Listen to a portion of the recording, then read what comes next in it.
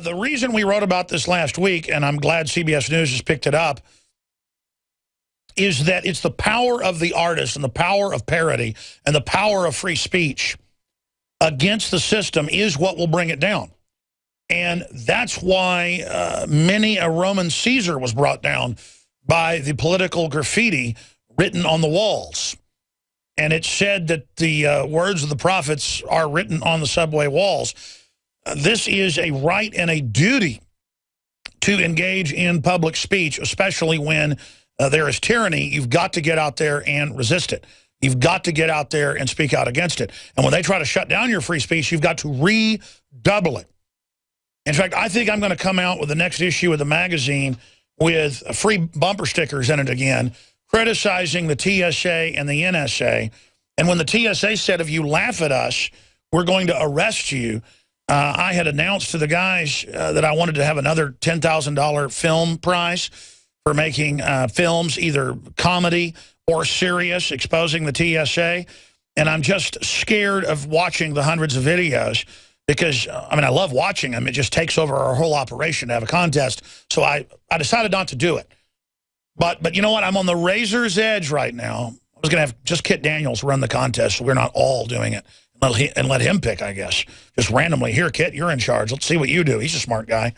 But I think it is just vital. In fact, I will. By sometime next week, we'll announce a month or two film contest. One prize, $10,000 for a parody or a news report. It can be anything.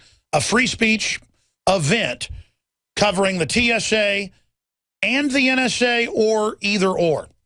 You can do one of them or you can do both of them in a piece, and we'll see how they like that. Because, oh, you're going to put me on a list. How about we're all on the list, and then we know who the enemies are, the people that aren't on the list. See how that works? You know, God's got a list, and you devils that violate our rights and violate our liberties, wonder whose list you're on. You think you're omnipresent? You think you're playing the part of God? You've tried to say Snowden's a demon, Snowden's horrible. Now the whole NSA grid is in trouble. And the Europeans tried to blame America like they weren't doing it. Now it comes out they had agreements, just like all our NSA whistleblowers told us. They're all doing it because the only scapegoat here is to say it's the U.S. government is the only one or the head of this. The U.S. government is run by a national security group of corporate interests that have hijacked us via the National Security Council on record.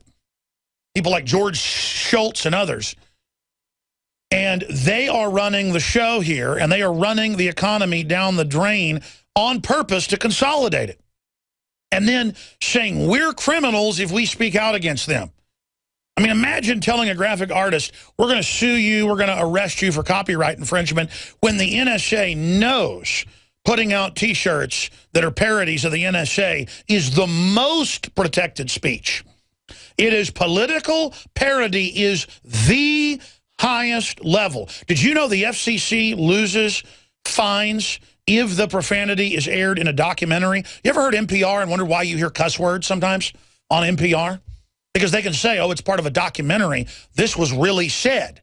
You see, I could get up here if I was reading a court transcript and say cuss words. I just choose not to do it because it is political analysis and a news report. It can be judged profane if you're targeting children with something. And then they take that and misappropriate it to all free speech. So the point is, this is absolute total fraud. There's Steve Watson's article from October 30th last week at Infowars.com. Free speech T-shirt maker threatened by NSA. DHS fights back with lawsuit suing agencies for violation of the First Amendment.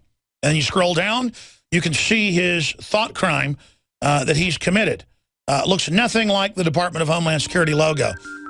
But it's clear that it's a parody of the NSA. It's not that he was masquerading as the NSA. It's that he was criticizing them, raping our rights, abusing us. And so we're going to launch a contest on the NSA and the TSA for 10 grand. And I'm going to come out with a T-shirt with the NSA on the front or the back and the TSA on the other side, criticizing both groups. We've done it before. Now you can watch the InfoWars Nightly News streaming live as it happens for free. Check it out at Infowars.com/show.